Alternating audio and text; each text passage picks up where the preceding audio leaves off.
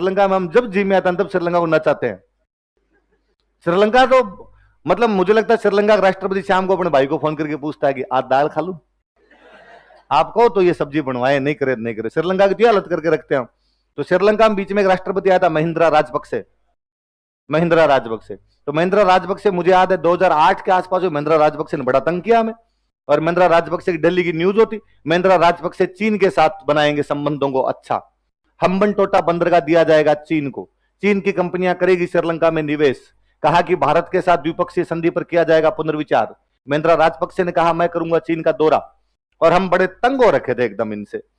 बाद 2015 के आसपास में श्रीलंका के अंदर चुनाव हुए, महिंद्रा राजपक्षे चुनाव लड़ रहे थे, पूरी दुनिया को पता था कि महिंद्रा राजपक्षे जीत जाएंगे, इजिली जीत जाएंगे। तब भारत एक गेम खेलता है वहां पर। महिंद्रा राजपक्षे का एक रक्षा मंत्री था जिसका नाम था मैत्रीपाल सिरिसेना। क्या नाम था? ईमानदार, हार्डकोर ईमानदार डिफेंस मिनिस्टर था उनका। और हमने मैत्रीपाल सिरिसेना को कहा कि मैत्रीपाल सिरिसेना तुम महिंद्रा राजपक्षे के सामने राष्ट्रपति का चुनाव लड़ लो, कब तक रक्षा मंत्री रहोगे रे? कभी खून नहीं खोलता तुम्हारा कि मैं राष्ट्रपति बनूं? मैत्रीपाल सिरिसेना ने कहा राष्ट्रपति बनने के लिए पैसे चाहिए, वोट चाहिए, मैं पैसे कहां से लाऊं, वोट कहां से दूं? हमने कहा हम खड़े हैं, तू तो लड़, चुनाव लड़। मैत्रीपाल सिरिसेना से भरवाया हमने उसके सामने कैंडिडेट सर कि महिंद्रा राजपक्षे के सामने कौन खड़ा होगा? मैत्रीपाल सिरिसेना। पैसे, हमने कहा हम खूब सारे पैसे देंगे।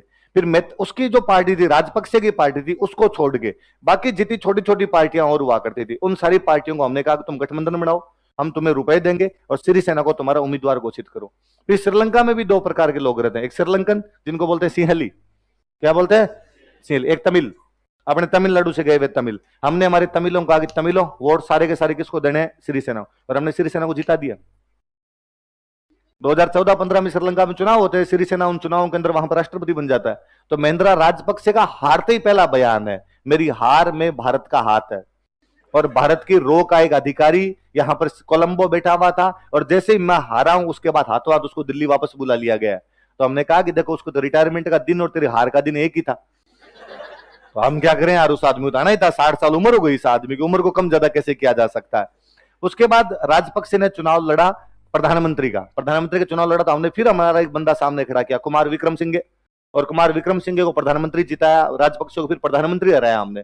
और फिर हमने राजपक्षे के बाद समाचार किया कि तेरे को हम पार्षद भी नहीं बनने देंगे, इसलिए तू खड़ा होना बंद कर दे। तो बेचारा राजपक्षे कहीं खड़ा ही नहीं होता था। 2019 में राजपक्षे दिल्ली आया, 20 दिन तक दिल्ली बैठा रहा, अपने सारे नेताओं के पैर पकड़े उसने कहा पॉलिटिकल कैरियर बर्बाद हो जाएगा मेरा, ऐसे क्या करते हो यार, तुम कहोगे वैसे करूंगा। नहीं, तू बड़ा चाइना से बातचीत करता, तो तुम चाइना से बात कर लोगे? उसने कहा धूड़ खाई काली गांव में तुम्हारी। इसलिए इस बार वाले चुनाव में वापस उसको और उसके भाई